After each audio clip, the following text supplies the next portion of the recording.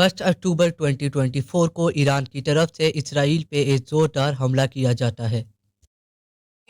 What we are all seeing with our own eyes is a major attack from Iran. ये हमला Iran ने 180 ballistic missile के साथ किया। सवाल ये बनता है, क्या इसराइल ईरान को इस बात का जवाब देगा या फिर नहीं? और अगर ईरान और इसराइल की ये जंग होती है तो वो कौन से मूवमेंट होंगे जो इसे वर्ल्ड वार 3 में बदल देंगे? अगर आपको मेरी ये वाली वीडियो पसंद आती है तो इस वीडियो को लाइक करना और चैनल को सब्सक्राइब करना मत भूलिएगा।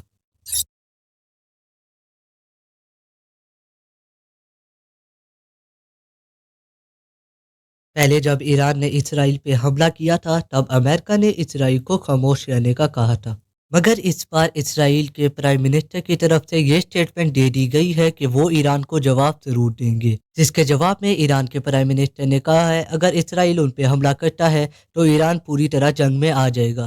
सवाल ये पैदा होता है कि अगर ये जंग होती है तो क्या वर्ल्ड वार 3 शुरू हो जाएगी? वर्ल्ड वार 3 एक ऐसी जंग को कहते हैं जहाँ पर दुनिया की सुपर पावर आपस में लड़ पड़े, जैसा कि यूएसए, रशिया वगैरह। मगर यहाँ पर वर्ल्ड वार 3 होने के चांसेस बहुत कम हैं। अगर इसराइल की हिस्ट्री देखी जाए तो ऐसा कभी भी नहीं हुआ कि इसराइल ने अपने ऊपर होने वाले हमले का कोई जवाब ना दिया हो। हमला करने के लिए इसराइल के पास 3 ऑप्शन है। पहला ऑप्शन है मिलिट्री अटैक। इसमें ईरान की उन साइट को टारगेट किया जा सकता है जहाँ से बैलिस्टिक मिसाइल लॉन्च हो। ये लॉन्च पैड भी हो सकता है और कंट्रोल सेंटर भी। इसके बाद जो दूसरा ऑप्शन आता है वो आता है इकोनॉमी का। ईरान की उन साइट्स को अटैक किया जाएगा जिनसे उनकी इकोनॉमी को नुकसान हो। एक्सपर्ट का ये मानना है कि ये टारगेट बिल्कुल भी अच्छा नहीं, क्योंकि इससे ईरान के लोगों पर असर पड़ेगा। ईरान ने जो हमला किया था उससे इसराइल के लोगों को नुकसान नहीं पहुंचा, तो इसराइल भी अपने हमले से ईरान के लोगों को नुकसान नहीं पहुंचाएगा। इसके बाद जो आखिरी ऑप्शन है वो है न्यूक्लियर प्रोग्राम। इसी वजह से अमेरिका ने इतने सालों से ईरान को बैन किया हुआ था, क्योंकि अमेरिका को इस बात का डर था कि कहीं ईरान न्यूक्लियर बॉम्ब ना बना दे। अगर ईरान न्यूक्लियर बॉम्ब बना लेता है तो इसका असर पूरी दुनिया में होगा, जिससे वर्ल्ड वार 3 भी हो सकती है। ईरान के शहर नतश में उनका सबसे बड़ा रिसर्च सेंटर है, जहां पर वो न्यूक्लियर बॉम्ब बनाने की तैयारी कर रहे हैं, ऐसा अमेरिका को लगता है। अगर ईरान और इसराइल की ये जंग शुरू होती है, वो कौन से मुल्क है जो ईरान को और कौन से मुल्क इसराइल को सपोर्ट करेंगे, आइए देखते हैं। इस जंग में सबसे पहले इसराइल को अमेरिका सपोर्ट करेगा। ईरान पे कब और कहाँ हमला करना है ये इसराइल की गवर्नमेंट डिसाइड करेगी। अब बात करें ईरान के सपोर्ट की, तो ईरान को सबसे ज़्यादा रशिया सपोर्ट करेगा।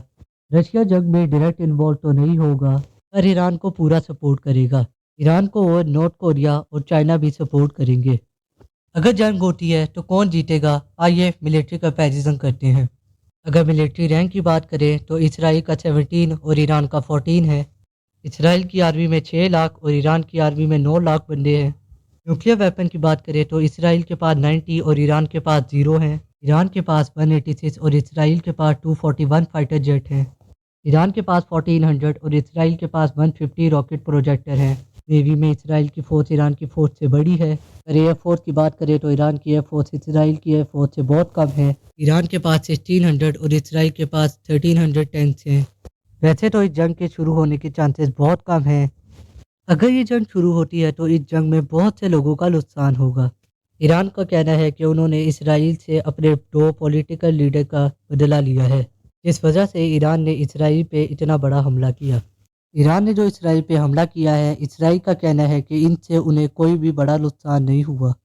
वहीं पे इसराइल गवर्नमेंट का कहना है कि वो ईरान से बदला ज़रूर लेंगे।